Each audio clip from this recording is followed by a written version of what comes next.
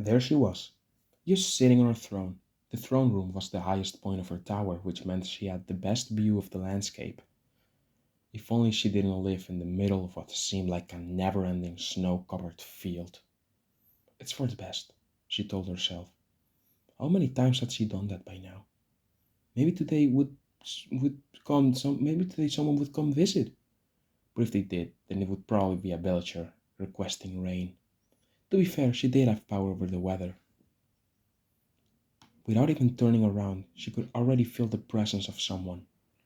Don't you know it's rude to enter someone's throne room without their permission? She asked, and with an annoyed tone as she turned around, only to find someone she had not seen in a very long time standing right in front of her. Hello, Yuli, he said with a smirk. It was really him. She was completely speechless. Her eyes widened and her jaw was slightly hanging. What, not happy to see your dear old big brother? He said with a soft chuckle. She tried to speak, but there was a knot in her throat. But suddenly she was able to mutter out a quiet, Evan? She saw a frown flicker on his face for a slight moment, but her mind was going through too much at the moment to even process it. In the flesh, he said, acting as if they hadn't seen each other for only just a few months. She finally managed to muster the courage to speak. Evan, is it really you? How? You were dead. I saw you die. I saw that sword get plunged right between your eyes. How the fuck are you here right now? She could feel her blood pressure rising as her mind raced with a million different thoughts. Oh, yeah, about that. I'll explain later. I'm glad to see you're still doing well, though, he said with a suspiciously caring tone. God, how she had missed that. Anyways, I've got a lot to tell you, he said, moving on as if nothing happened. What? No, she tried, but was quickly interrupted by him. So, remember back in the day when I was doing the whole Judgment Day and stuff? He kept on rambling. She didn't understand how he could act as if nothing happened. Evan, she tried again. Until I died, of course, but that's beside the point. He just wasn't gonna stop, was he? Evan, she tried again. The point is that I'm bringing it back, and this time things will be done so much better. And Evan, she yelled in a harsh tone, which made him immediately stop his ramblings. Why are you here? She asked, trying to calm herself down. You're acting as if nothing happened. You've been dead for 4,980 years. Just the fact alone that she had been keeping track of it already made her feel embarrassed. And suddenly you show up and give me a half-assed greeting? Do you have any idea how much I've suffered because of you? She could feel her anger rising as she kept going, perhaps also mixed with sadness. Why are you here? Why now? Why all of a sudden? She tried calming down, but her breaths were becoming heavier and shakier as she continued. Meanwhile, a snowstorm had started outside, and it was quite a violent one at that. Was it because of her, or just a coincidence? It could be both.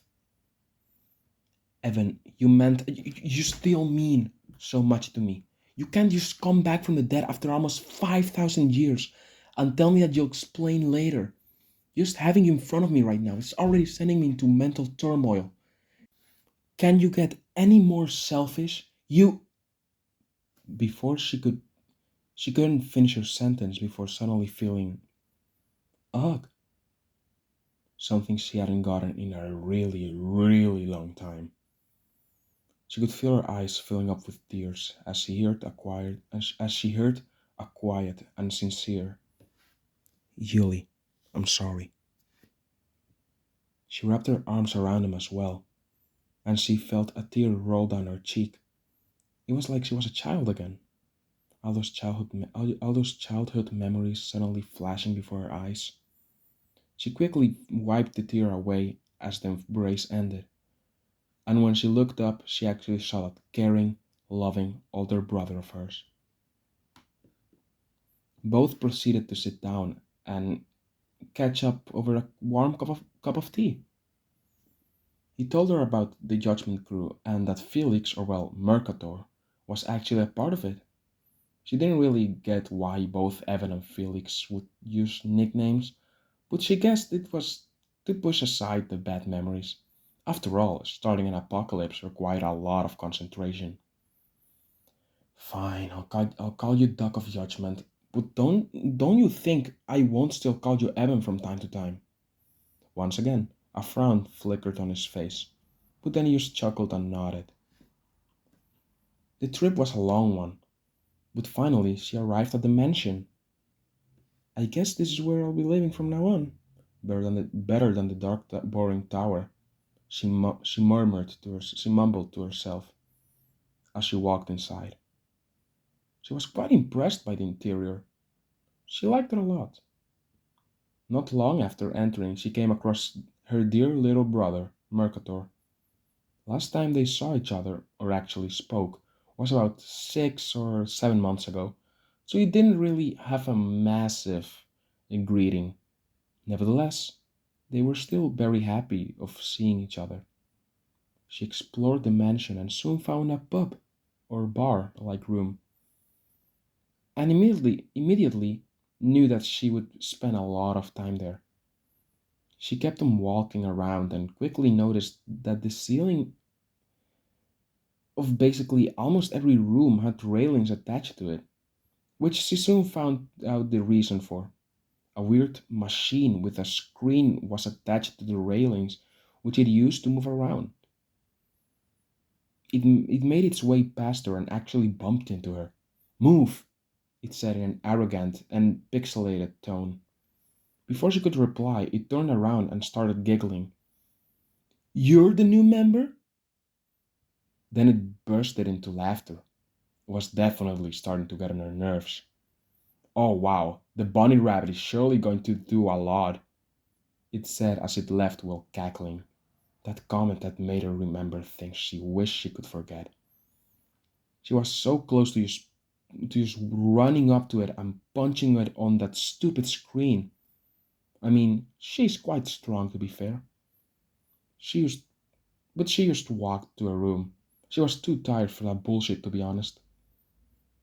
Just as she was about to enter her room, she suddenly felt something bump into her.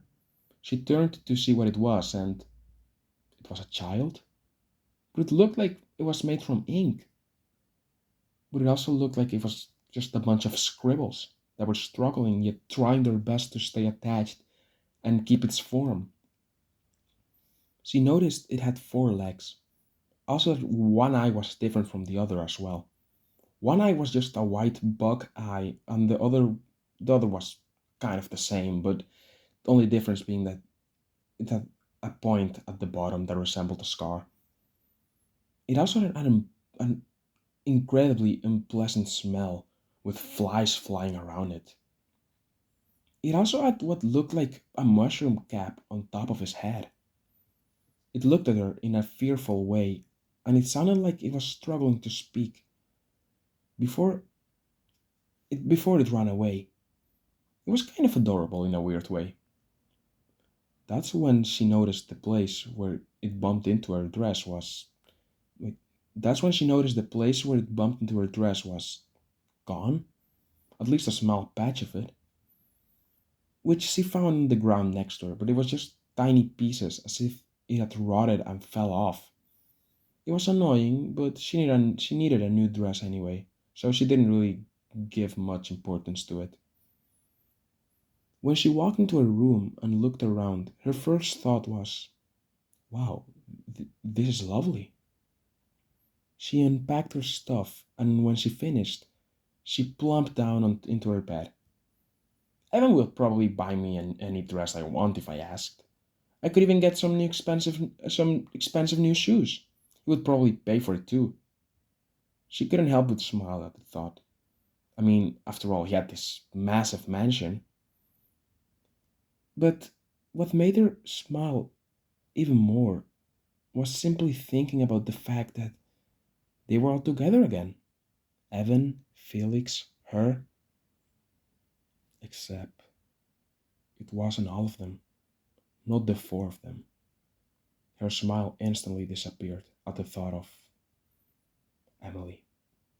She then stood up, opened her bag, and pulled out a bottle of wine. Tonight will be a fun night, I reckon. She sighed to herself.